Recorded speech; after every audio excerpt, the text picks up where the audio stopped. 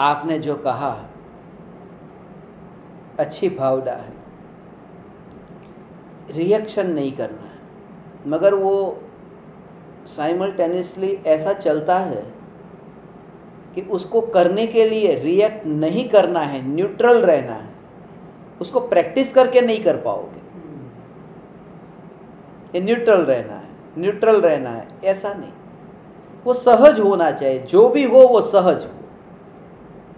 सहज का भाव, जहाँ अपनापन अब नहीं रहा, तो फिर दूर दूर का जो होता है उसके अंदर फिर डिटेल में जाने का भाव नहीं आता, दूरी, डिस्टेंस लगता है। जिसकी दृष्टि नजीक की दृष्टि है, नज़दीक की दृष्टि, स्त्री है वो निकटवर्ती है, पुरुष दूरवर्ती है। स्त्री की दृष्टि ऐसी है। पुरुष सुबह अखबार उठा के देखेगा रशिया और यूक्रेन के बीच में क्या हो रहा है, जापान और अमेरिका में क्या हो रहा है। स्त्री को कोई लेना देना नहीं। स्त्री देखती है पड़ोसी ने कौन सी साड़ी पहनी, वो नज़दीक नज़दीक का देखती है।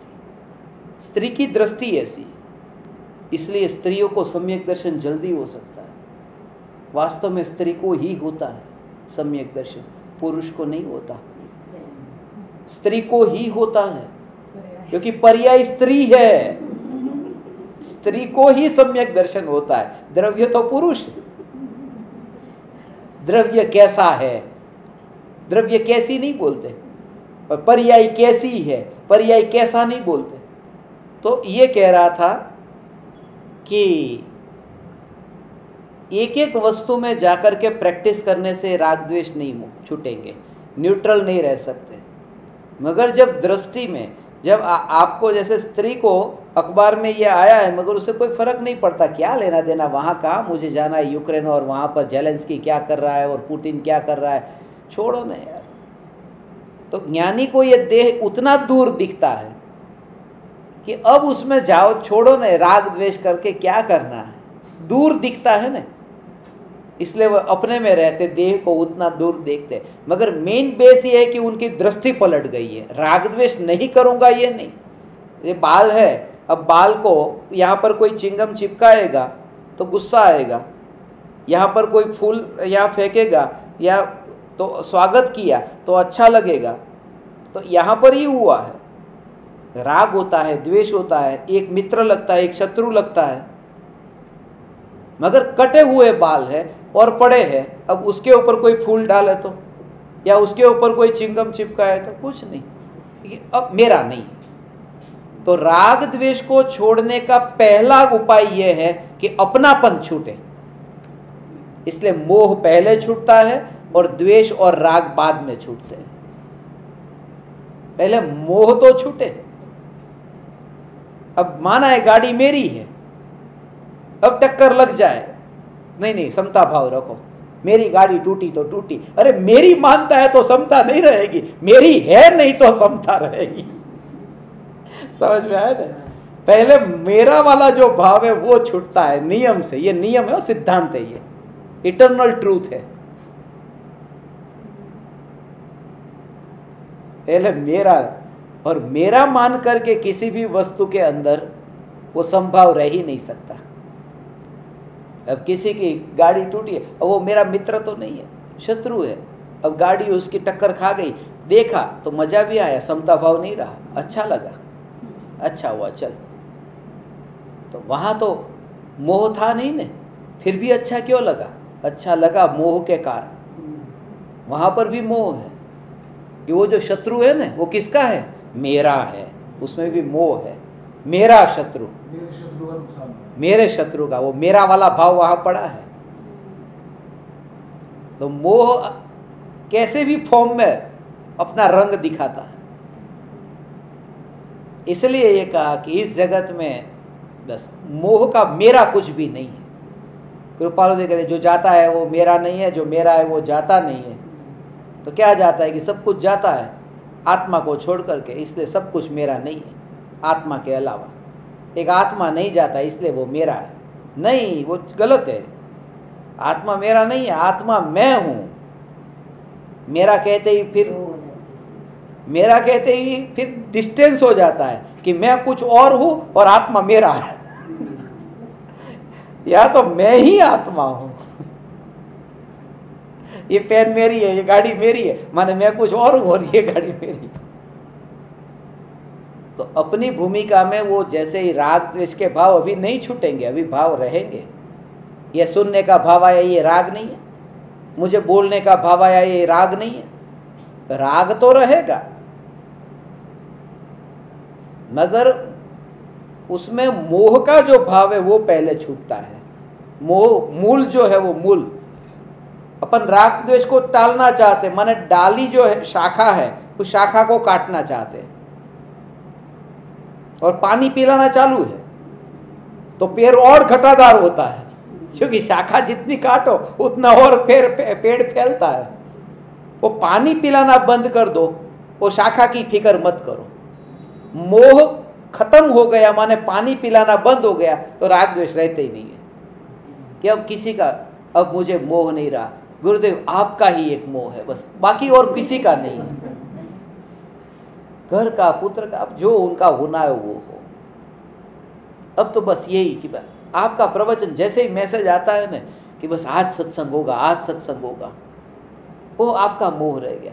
अरे मोह मेरा नहीं, मैं चैतन्य परमात्मा हूं, ऐसे विकल्प में मोह रह जाए तो निगोद में जाना पड़े। मैं चैतन्य परमात्मा हूं, ऐसे विकल्प में यदि रस रह जाए तो निगोद। इसलिए भगवान मेरे में भी नहीं, तू स्वयं परमात्मा है। हाँ हाँ, ऐसा चैतन्य चैतन्य चैतन्य ऐसा है, अद्भुत स्वरूप है ये। एक एक एक एक वस्तु के अंदर मोह कैसा डिवाइड होता है। एक बेटा है, जैसे पत्नी है, पत्नी जब आई तब तो इतनी अच्छी लगी कि तू और मैं एक ही है। शुरुआत में तो ऐसे है ना, तू है और मैं एक ही, अलग अलग कहाँ है बस। और थोड़े दिन में फिर ऐसे ही तू है और मैं। शुरुआत तो पहले आप और मैं एक ही तो है, फिर तुम और मैं एक ही तो है, आप में से तुम पे आते, फिर तू और मैं एक ही तो है। और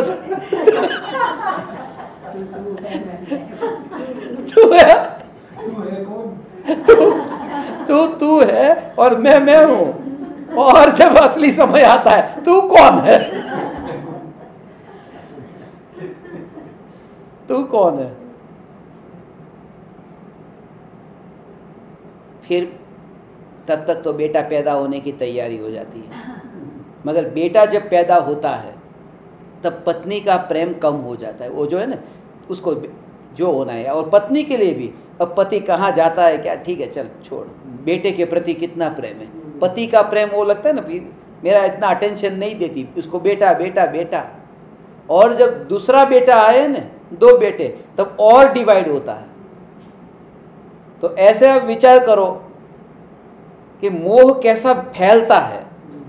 मैं ये बात इसलिए कहता हूं कि 2 ऑब्जेक्ट, 4 ऑब्जेक्ट ऐसे फैलता फैलता मोह कैसा फैलता है। अब जरा विचार करो कि सूरज की किरण जैसे फैलती है, और फिर जो बिलोरी कांच होता है, इसको क्या बोलते हो, बिलोरी बोलते हैं? हाँ, तो उस कांच के बाद सूर्य की किरण वहां पड़े और यहां पर कागज रखा हो तो जल जाता है। ऐसे नहीं जला था, मगर उस कांच के जरिए सब किरण इकट्ठी हो गई। तो जब इतनी जगह पर घर, पुत्र, पत्नी, परिवार, रुपये, गाड़ी, बंगला, ये सब में जो फैला है अपनापन, अपनापन जो फैला है, वो सब में से सिकुड़ कर एक होकर के आत्मा में जाए, वो तो कितना फोर्स होगा उसका। सारे जगत के अनंत पदार्थों में से, अनंत पदार्थों में से एक आत्मा में पूरा किरणों का इकट्ठा होना, तब वो मिथ्यात्व जल जाता है। वो मिथ्यात्व का कागज रहता नहीं, इतना पूरा एनर्जी पूरी वहां। और ज्ञानी मानता ये चैतन्य मैं हूं। अब कहीं पर भी अटैचमेंट नहीं रहा, क्योंकि पूरा जो फैला हुआ था, गाड़ी मेरी, घर मेरा, ये एक एक एक एक चीज में जो फैला था, अब वो कहीं पर भी अपनापन नहीं रहा। ऐसा ऐसा ही है, सम्यक दर्शन इसका नाम है। और फिर वो सहज भाव आएंगे, जैसे दया, दान, व्रत, तप, भक्ति के भाव आते हैं, मगर उसका कर्ता सहजता रहती है। वितरागी होना है, मगर इस भूमिका में जितने जितने अंश में जहाँ भूमिका है, अब बच्चों का ध्यान खुद को ही रखना है, कोई दूसरा तो रखने आएगा नहीं, तो वो व्यवहार तो निभाना ही पड़ेगा। कोई भूखा है तो भूखे को अन्न देना, कुछ न कुछ सेवा करने का भाव भी, वो भाव आएगा। अभी पूर्ण वितरागी तो हुए नहीं। एक गुरु नहीं, फादर थे, प्रिस्ट, चर्च में विद्यार्थियों को संबोधन कर रहे थे, कुछ न कुछ अच्छा काम करना ही चाहिए, सेवा तो करनी चाहिए। सेवा से ही कच्चे घड़े पक्के होते, सेवा से साधना होती।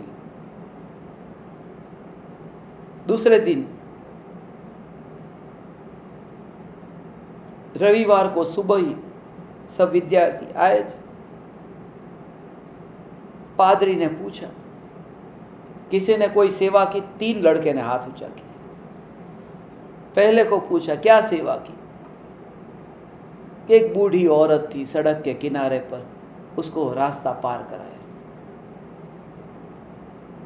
दूसरे को पूछा, तूने क्या सेवा की? बोले, एक बूढ़ी औरत थी सड़क के किनारे, उसको रास्ता पार कराया।